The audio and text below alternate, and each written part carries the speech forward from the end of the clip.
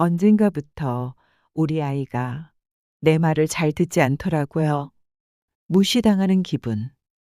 엄마라는 자리가 이렇게 쓸쓸할 줄 몰랐어요. 하루 종일 핸드폰을 들여다보지만 기다리던 그 연락은 오지 않고 내가 뭘 잘못했나? 마음 한쪽이 괜히 무너질 때도 있죠. 혹시 그런 적 있으신가요? 이 영상을 들어보시고 마음에 닿는다면 좋아요와 구독으로 함께 해주세요. 당신의 이야기도 저희가 꼭 귀 기울여 들을게요. 오늘은 자녀가 점점 멀어진 것 같아 속상할 때 어떻게 다시 마음을 열 수 있을지, 그리고 관계를 바꾸는 단 한마디 함께 나눠보겠습니다. 사실 아이가 내 말을 흘려들을 때 처음엔 그냥 서운하죠. 근데 그게 자꾸 쌓이면 내가 무시당하고 있는 건가? 이런 생각까지 들게 돼요. 딸, 뭐 하니? 아, 엄마, 나 지금 바빠. 언제 올래? 글쎄, 모르겠네. 엄마 끊어봐. 나 지금 바빠. 이 짧고 건조한 대답들이 괜히 마음에 박히고 점점 대화를 꺼내는 것도 조심스러워져요. 가끔은 이런 생각도 들어요. 내가 너무 애틋한 걸까? 아니면 그냥 귀찮은 존재가 된 걸까? 아이들은 자라면서 자연스럽게 독립을 하게 되죠. 그 자체는 잘된 일입니다. 그런데 그 독립이라는 게 어느 순간 거리로 느껴질 때가 있어요. 예전엔 엄마 뭐 해? 엄마 이거 먹어봤어? 이렇게 자주 연락하던 아이가 점점 말이 없어집니다. 자녀는 바쁜 일상 속에 살고 있지만 우리는 그 속도를 따라가지 못하고 혼자 멈춰 있는 느낌이 들죠. 엄마는 늘 그 자리에 있겠지라는 막연한 안도감이 오히려 우리를 외롭게 만들어요. 그럴 때 우리가 꼭 기억해야 할 한마디가 있어요. 그건 바로 엄마는 내가 행복하길 바래. 그리고 언제든지 힘들 땐 말 안 해도 돼. 그냥 엄마는 옆에 있을게. 이 말에는 책임도 서운함도 담겨 있지 않아요. 그러니까 무언가를 요구하거나 바라는 마음이 아니라 그저 있는 그대로의 너를 받아들이겠다는 진심이 담겨 있는 말이에요. 왜 연락 안 해? 처럼 책임을 묻지도 않고 엄마는 서운하다며 감정을 기대지도 않죠. 그저 내가 여전히 너를 사랑하고 있다. 는 마음만 담겨 있죠. 반대로 우리가 무심코 하게 되는 말들이 있어요. 아유, 요즘은 네 얼굴 보기가 하늘의 별 따기네. 전화 한 번 하기 그렇게 어렵니? 엄마가 먼저 연락 안 하면 넌 나 몰라라 하더라. 이런 말들 다들 한 번쯤은 해보셨을 거예요. 어쩌면 그냥 웃으면서 넘길 수도 있는 말들이지만 그 안엔 나 너한테 서운해라는 감정이 묻어나죠. 이 말들은 사실 우리 마음 속에 있는 그리움과 서운함에서 시작된 거죠. 하지만 자녀의 입장에서는 이런 말들이 이렇게 들릴 수 있어요. 내가 지금 이렇게 사는 게 엄마 눈엔 부족해 보이나? 내가 뭐 잘못하고 있나? 엄마는 항상 나한테 서운하구나. 결국 자녀는 점점 더 조심하게 되고 어떤 말을 꺼내는 것조차 부담스러워집니다. 우리가 하고 싶은 말은 넌 내게 여전히 소중하다는 건데 그 말이 비난처럼 전달되면 마음의 문이 닫혀버리죠. 그래서 더더욱 한마디의 힘이 중요합니다. 상처를 꺼내기보다 먼저 안아주는 말이 관계를 다시 잇는 첫걸음이에요.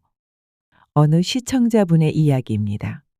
며느리에게 문자했는데 읽고도 답이 없더랍니다. 며칠을 기다려도 연락이 없었다고요. 속으로 무시당한 건가 싶어서 며느리와 거리두기를 하게 되었대요. 그런데 알고 보니 그날 며느리는 아이가 아파서 병원에 다녀오느라 정신이 없었다고 하더랍니다. 그때 이 어머님이 조용히 이렇게 문자를 보냈다고 해요. 아가, 그날 정신 없었지? 난 그것도 모르고 그땐 좀 서운했어. 근데 내 말을 듣고 보니 이해가 되더라. 다음에 이런 상황 생기면 잠깐이라도 말만 해주면 참 고마울 것 같구나. 괜히 혼자 걱정하게 되더라고. 그 말을 보고 며느리에게서 처음으로 감사해요, 어머니. 죄송했어요 라는 답장이 왔다고 합니다. 이처럼 먼저 다가가는 사람이 관계를 바꿉니다.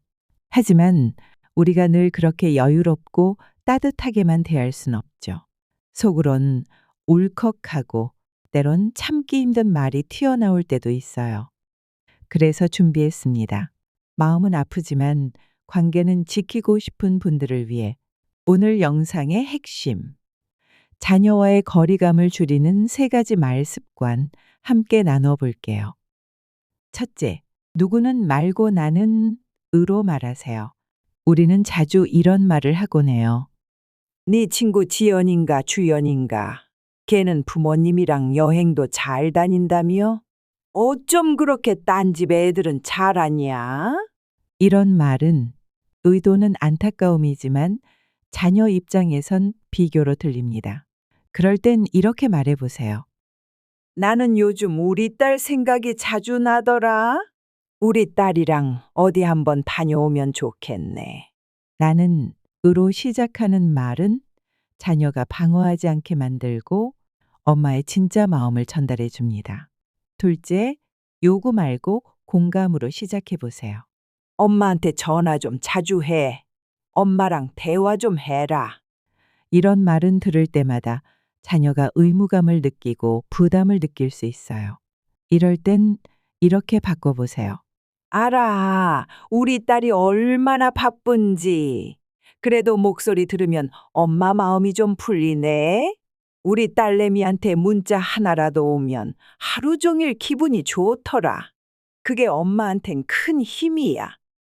이렇게 말하면 엄마가 나를 이해해 준다는 느낌이 들고 그 마음에 자연스럽게 반응하게 됩니다. 셋째, 기다리지 말고 짧게라도 먼저 표현하세요. 언제 전화 오려나 하고 속으로만 끙끙 앓지 말고 그냥 문자 한 줄, 오늘은 우리 딸 생각이 자꾸 나네. 비 오는데 우산은 들고 나갔니? 이런 따뜻한 메시지 하나면 자녀도 문득 멈추고 우리를 다시 떠올릴 수 있어요. 자녀가 무심해진 게 아닙니다. 그저 표현을 멈춘 것뿐이죠. 그리고 우리도 어쩌면 서운함에 마음을 닫았을지도 몰라요. 오늘 그 한마디를 꺼내보세요. 엄마는 내 편이야. 사랑해. 아무 일 없어도 그냥 보고 싶었어. 이 말은 당장은 큰 반응을 못 받을 수도 있어요. 하지만 분명히 자녀의 마음 어딘가에 남습니다. 그리고 그 말은 언젠가 반드시 다시 우리에게 돌아옵니다. 사랑은 말로 시작됩니다. 오늘 그 말을 먼저 해보는 건 어떨까요?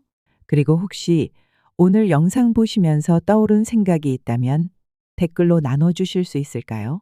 자녀와의 관계에서 느끼는 속마음, 하고 싶었던 이야기 다 괜찮습니다.